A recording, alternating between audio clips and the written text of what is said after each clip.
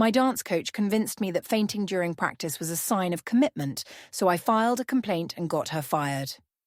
6 months later, she sent her new studio dancers to destroy my life. When I was 15, my dad's job transfer moved us from Seattle to a small town in North Carolina. Starting over as the new kid terrified me, especially after watching all those movies where the outsider becomes everyone's favorite target. To avoid becoming that cliché, I decided to join something, anything that would give me instant friends and status. The competitive dance team seemed perfect. I remember walking into that studio for the first time, the smell of resin and hairspray hitting me like a wall. The girls weren't what I expected at all.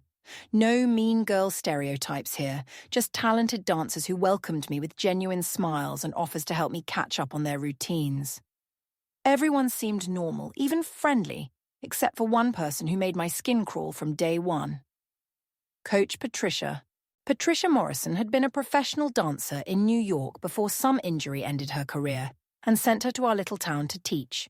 She walked like she still owned Broadway, with her severe black leotards. Her hair scraped back so tight it pulled her features into a permanent expression of disapproval. She never just spoke. Everything was a bark, a command, a criticism delivered at maximum volume. Her voice could cut through the loudest music, and she used it like a weapon. During my audition, she circled me like a predator evaluating prey. "Your turnout needs work," she announced to the entire studio. "Your extension is pathetic, but I suppose we can work with raw material. Welcome to the team, though I doubt you'll last this season." The other girls shot me sympathetic looks, and I should have realized then that this was just the beginning. My first real warning came from Ashley, a senior who'd been on the team for 4 years. As we changed after practice, she pulled me aside, speaking in hushed tones. "Just so you know, there are stories about Patricia. Last year, she supposedly grabbed a girl's arm so hard during a correction that she left bruises. The girl's parents complained, but nothing happened because we were winning competitions. I laughed it off as gossip, but the nervous way Ashley kept glancing at the door made me file the information away. It took exactly 3 days for Patricia to turn her attention to me. I was working on a particularly difficult turn sequence, and I kept falling out of my pirouettes. My balance was off because I'd just started my period and felt bloated and uncomfortable. Patricia noticed immediately, "What's wrong with you today? You're moving like a pregnant cow." The studio went silent except for the contemporary music still playing in the background. I tried to explain that I wasn't feeling well, but she cut me off with a harsh laugh. "Oh, let me guess, it's that time of the month. Ladies, gather round." Our new girl thinks her biology is an excuse for mediocrity. The other dancers reluctantly formed a circle as Patricia launched into what I'd later learn was one of her favourite lectures. Real dancers, professional dancers, don't let their bodies control them. They control their bodies. When I was performing 8 shows a week, do you think I took sick days for cramps? Ashley's friend, Emma, was the first casualty of Patricia's philosophy. Emma was naturally curvy, with the strong thighs and glutes that actually gave her incredible power in her jumps. But Patricia hated it. During one practice, she actually brought out a tape measure and measured Emma's thighs in front of everyone. "Muscle is one thing," she said, "but this is just excess. You need to lose at least 3 inches here if you want to nail that aerial in the group number." Emma started bringing these tiny Tupperware containers to practice with exactly 6 baby carrots and 2 tablespoons of hummus. That was her dinner. She'd eat it slowly, making each carrot last as long as possible, while the rest of us pretended not to notice her hands shaking from hunger. Within a month, she'd lost 15 pounds, and Patricia finally praised her for showing real dedication to the art form. The praise was like a drug, and soon everyone wanted it. Jessica, our best contemporary dancer, started this thing where she'd only eat white foods. Rice cakes, cauliflower, white fish, claiming it was some kind of cleanse she'd read about. Really, it was just another way to restrict without making it obvious. She'd lost her period completely by Christmas, but Patricia called it a blessing. No messy complications during competition season. I tried to resist at first. My mum had always taught me to fuel my body properly, especially as an athlete. I'd pack real meals, sandwiches, fruit, yogurt, normal teenage food. But eating in front of the team became increasingly uncomfortable. They'd stare at my turkey sandwich like I was devouring a whole pizza. Comments started small but constant. Must be nice to have such a fast metabolism. I wish I could eat like that and still fit in my costume. You're so lucky you don't care about looking professional. The breaking point came during costume fittings for our spring showcase. Patricia had ordered our costumes in sizes she thought we should be, not the sizes we actually were. When mine arrived, I couldn't zip it up without holding my breath. "This is your goal size," she announced, holding up the costume. "You have 6 weeks to earn the right to wear it. No alterations. Either you fit, or you don't perform." That night, I downloaded 3 different calorie counting apps. I told myself it was just temporary, just until the showcase. I started skipping breakfast, telling my parents I'd grab something at school. Lunch became an apple and black coffee. Dinner was whatever I could push around my plate enough to make it look like I'd eaten. My dad noticed first, commenting that I seemed tired all the time. I blamed it on late practices and heavy homework load. But Patricia noticed too, and for the first time, she smiled at me with something that looked almost like approval. Finally taking this seriously, I see. Good. You might actually have potential after all. The validation felt better than any food could have. I started doing extra cardio after practice, running stairs in the school gym until my legs shook. The number on the scale became my report card, the only grade that mattered. 3 weeks before the showcase, something shifted in our team dynamic. We'd gone from supportive to competitive about who could eat the least, who could practice the longest without a break, who could push through the most pain. Rebecca started this thing where she'd chew gum constantly to keep from eating. She went through 3 packs a day, her jaw constantly working. Morgan would do hundreds of crunches before bed, even when her hip flexors were so tight she could barely walk the next day. The scariest part was Emma. She'd lost so much weight that her technique actually started suffering. Her jumps had no power anymore, her turns were wobbly. But Patricia just pushed her harder. "You're finally looking like a dancer, but now you're dancing like an amateur. What's the point of being thin if you can't perform?"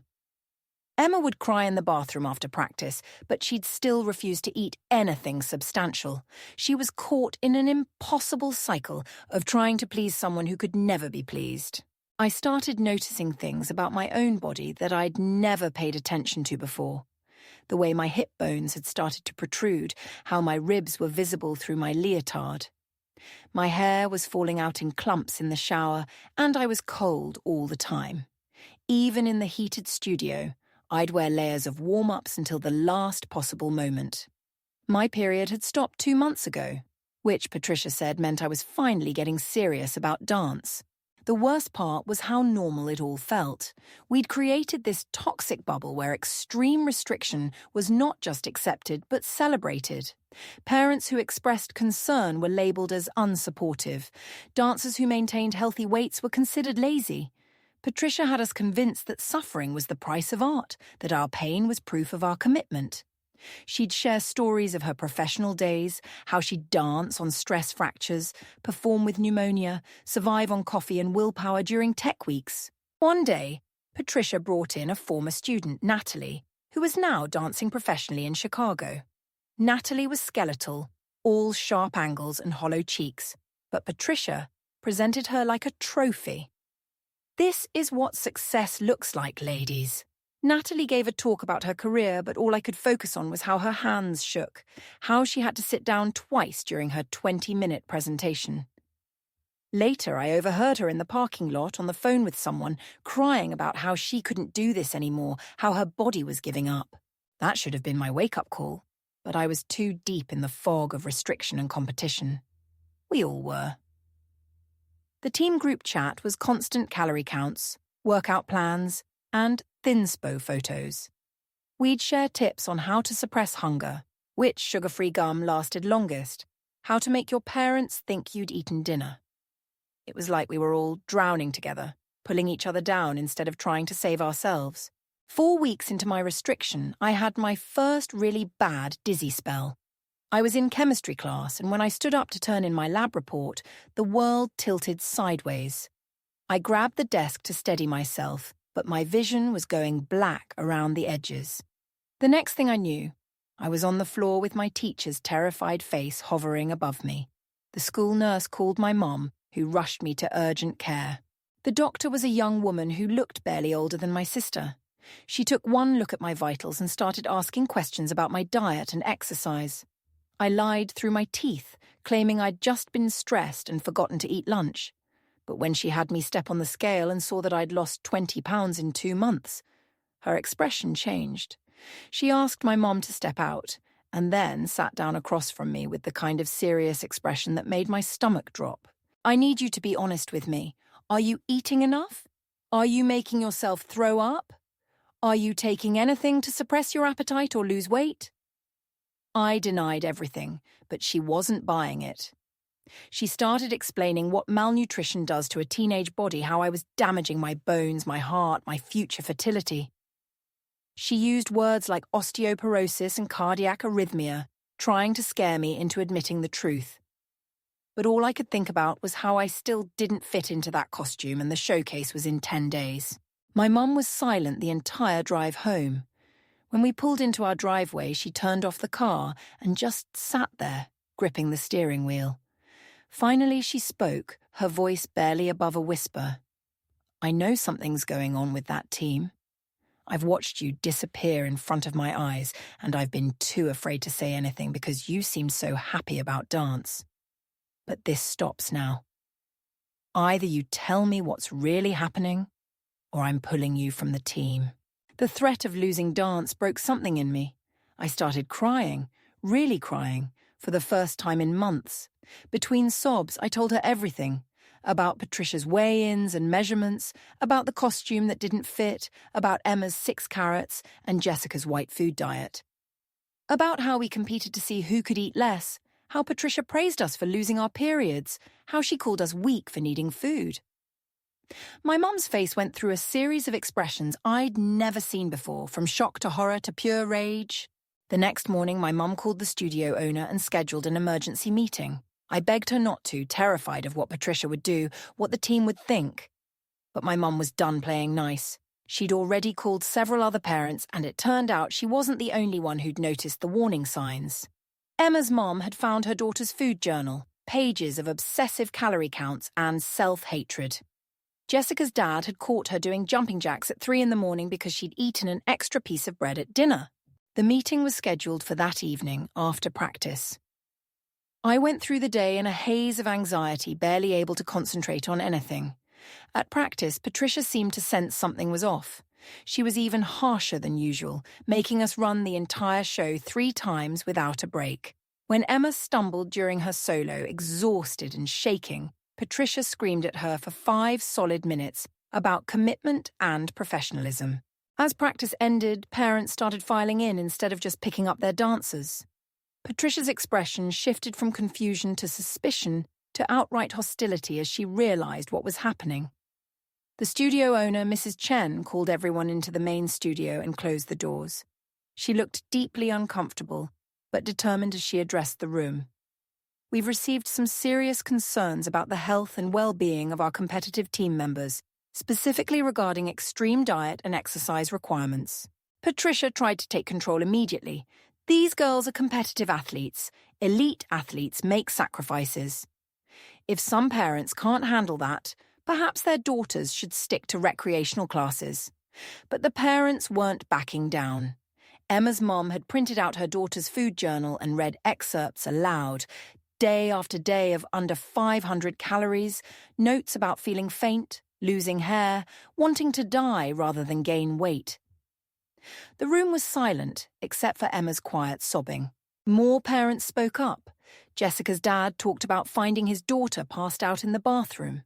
Morgan's mom showed pictures from just 6 months ago, compared to now, the dramatic weight loss impossible to deny.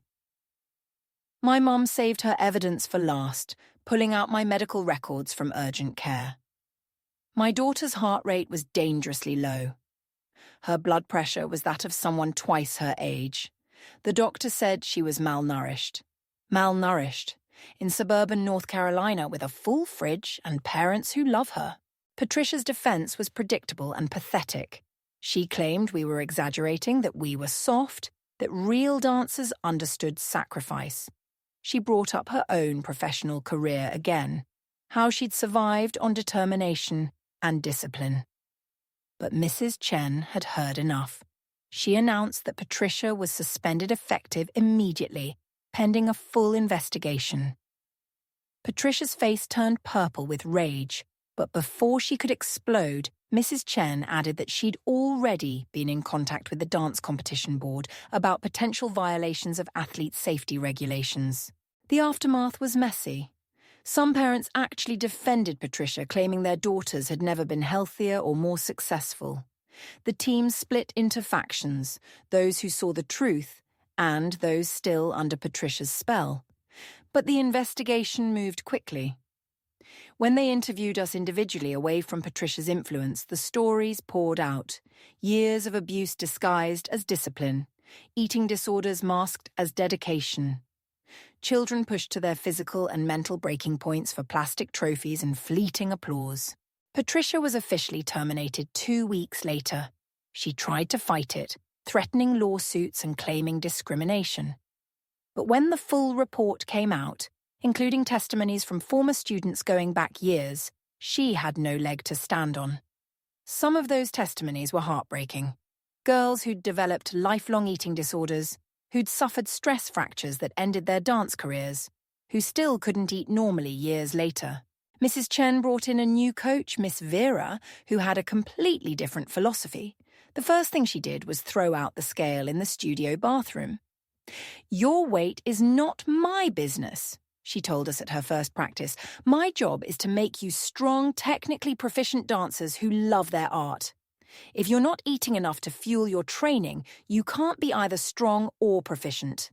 It was like speaking a foreign language to those of us who'd been under Patricia's rule. Recovery wasn't instant or easy. Some girls couldn't handle the paradigm shift and quit.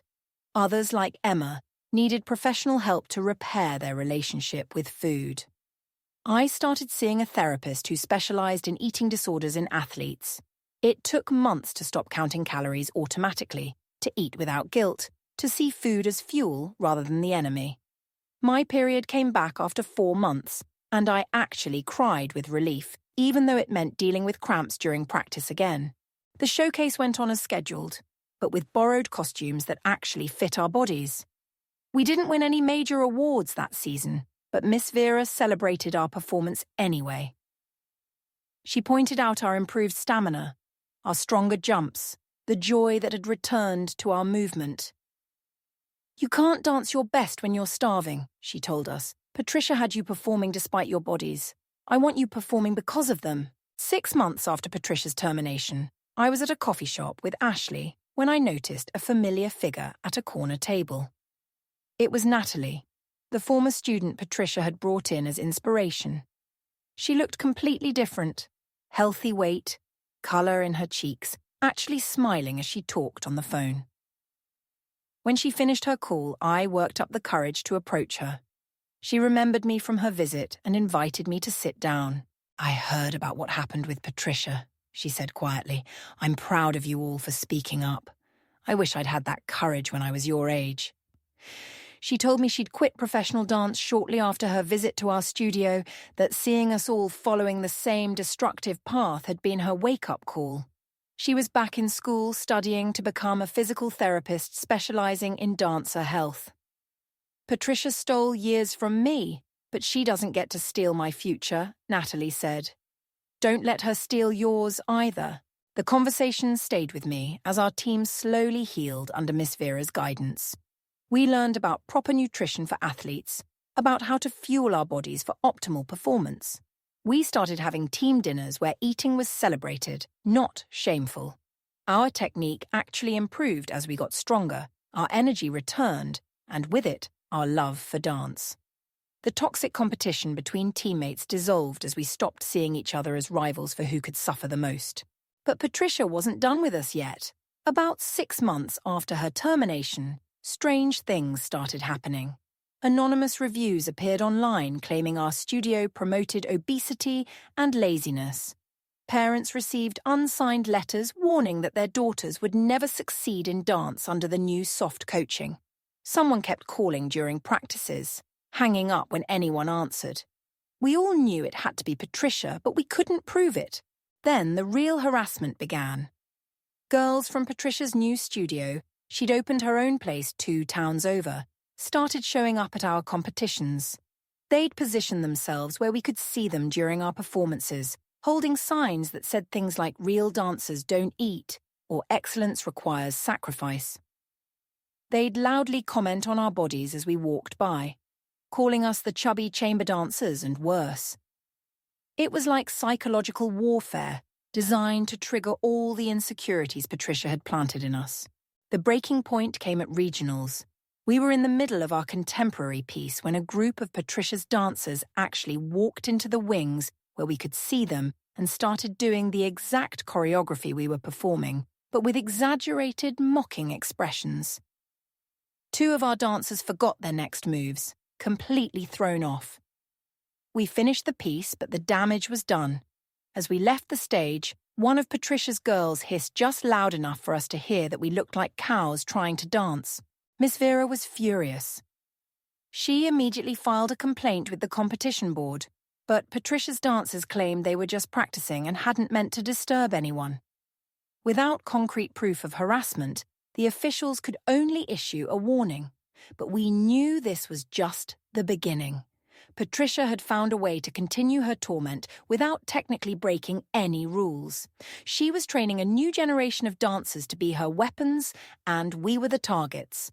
That night, in our hotel, we had a team meeting. Some girls were in tears, others were angry, but we all felt the same helplessness. Patricia had been removed from our lives, but somehow her poison was still affecting us. That's when Ashley said something that changed everything. She's only winning if we let her get in our heads. We know we're healthier now.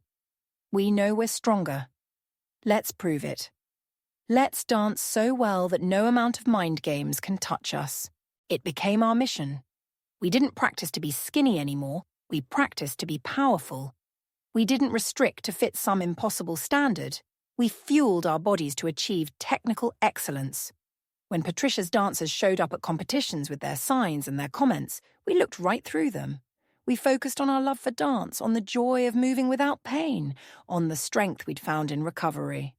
And slowly, it started working. Our scores improved dramatically. Judges started commenting on our energy, our presence, our obvious joy in performing. We won several regional titles that year, not because we were the thinnest team, but because we were the strongest. Patricia's harassment continued, escalating to social media attacks and attempts to poach our dancers with promises of professional success. But her new team wasn't doing as well as she'd hoped. Turns out, starving teenagers doesn't actually produce the best dancers, just the most damaged ones. The ultimate vindication came at nationals. We were in the warm-up room when Patricia herself walked in with her team. It was the first time I'd seen her since the night she was fired, and my heart immediately started racing. She looked exactly the same, all sharp angles and disapproval, her dancers trailing behind her like scared puppies. She saw us and smiled, that cold predator smile I remembered too well. Well, if it isn't my former students. Still dancing, I see. How quaint. Miss Vera stepped between us protectively, but Ashley moved around her to face Patricia directly. "We're not your students anymore," Ashley said, her voice steady and strong. "We never really were. You were never teaching us to dance. You were teaching us to destroy ourselves." Patricia's smile faltered slightly. The room had gone quiet, other teams watching the confrontation. Some of Patricia's own dancers were looking at Ashley with something like recognition in their eyes. Patricia tried to recover, making some cutting remark about our costumes actually fitting now, but it fell flat. We weren't 15-year-old girls desperate for her approval anymore. We were healthy, strong dancers who'd survived her abuse and come out the other side. As we walked away to take our places for competition, I heard one of Patricia's dancers whisper to another, They look so healthy." The response was barely audible. "I'm so hungry." And I knew Patricia's reign of terror would eventually eat itself. We performed the best we ever had that day. Not perfect, there were still bobbles and timing issues, but we danced with a freedom and joy that had been impossible under Patricia's rule. When the results were announced, we'd placed 3rd overall, our highest national ranking ever. Patricia's team didn't even make the top 10. As we celebrated, I caught sight of her leaving early, her dancers trailing behind like a funeral procession. Several parents looked concerned, and I hoped they'd start asking questions. A year later, I heard Patricia's studio had closed. Too many dancers had quit, too many parents had pulled their kids after witnessing her methods firsthand. The dance community had finally woken up to what she really was. Some of her dancers found their way to healthier studios, including ours. They arrived damaged but hopeful, ready to relearn everything about dance and their own bodies. We welcomed them with open arms and shared meals. I'm in college now, still dancing, but with a completely different relationship to my body and my art. I'm studying psychology, inspired by the therapist who helped me recover and hoping to specialize in performing arts mental health. Sometimes I run into other survivors of Patricia's regime. We share a unique bond, those of us who made it through. We compare notes on recovery, celebrate our health, and occasionally laugh about the absurdity of grown women being terrorized by a failed Broadway dancer with a tape measure. But mostly we dance. We dance with full bellies and strong muscles. We dance through periods and bad days and good days. We dance because we love it, not because someone is screaming at us to be smaller, lighter, less human. We dance to reclaim what Patricia tried to steal from us. And every time I nail a turn or stick a landing, I think about how I'm doing it with a body that's fed, rested, and respected. That's the real victory. The one Patricia never understood. Excellence doesn't require suffering. It requires strength, and strength requires fuel. Looking back, I realized the peer pressure wasn't just from Patricia. It was from all of us, enabling and encouraging each other's destruction in the name of achievement. We created a toxic culture where suffering was currency and health was weakness. It took tremendous courage to break that cycle, to risk rejection and failure for the chance at actual wellness. But we did it, together, and that's what I'm most proud of. Not the trophies or the rankings, but the fact that we chose ourselves over someone else's twisted definition of success. The last time I saw Patricia was at a dance convention 2 years ago. She was working a vendor booth selling some kind of nutrition supplements that promised to help dancers achieve their ideal performance weight. She looked older, smaller somehow, like a deflated balloon. When our eyes met across the crowded vendor hall, I expected to feel anger or fear. Instead, I felt pity. She was still trapped in her obsession with control and restriction, still preaching the gospel of suffering. But her congregation had moved on, found better gods to worship. I bought a soft pretzel from the concession stand and ate it slowly as I walked past her booth. Not to be cruel, but to remind myself how far I'd come. Food was just food now, not a moral failing or a sign of weakness. My body was my partner in dance, not my enemy to be conquered. And Patricia was just a sad woman selling snake oil to an increasingly skeptical audience. She called out to me as I passed, something about helping me reach my potential, but I kept walking. I'd already reached it, and it had nothing to do with the size of my leotard. That's the thing about peer pressure and toxic authority figures. They only have the power we give them. Patricia convinced us that her approval was worth dying for, literally. She turned us against our own bodies and each other in pursuit of her twisted vision of perfection. But once we saw through the manipulation, once we chose health over harmful ideology, she became powerless. Just another bitter person shouting into the void, hoping someone would still listen to her poisonous promises. Now, when young dancers ask me for advice, I tell them to run from any coach who comments on their weight, who praises them for skipping meals, who values suffering over skill. I tell them that real excellence comes from strength, and strength comes from nourishment. I tell them about Patricia, not as a horror story but as a cautionary tale about giving anyone that much power over your relationship with your own body. And I tell them about Miss Vera, about coaches who see dancers as whole humans deserving of respect and care. The peer pressure to destroy ourselves for achievement is real, and it's everywhere. In dance studios and gymnastics gyms, in academic programs and corporate offices.